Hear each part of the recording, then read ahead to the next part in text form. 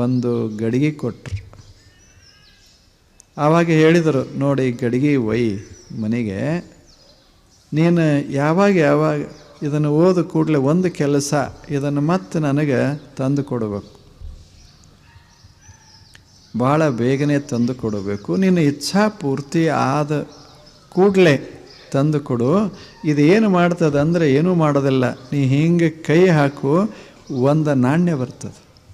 ಕೈ ಹಾಕಿದಾಗ ಒಮ್ಮೆ ನಿನಗೆ ಎಷ್ಟು ಬೇಕಷ್ಟು ತಕ್ಕೋ, ಆ ಬಳಿಕ ಗಡಿಗೆ ನನಗೆ ತಂದು ಕೊಡು, ಆ ನಂತರ ಬಳಸು, ಅಲ್ಲಿ ತನಕ ಉಪಯೋಗ ಆಗೋದಿಲ್ಲ ಅಂತ ಹೇಳ್ದ.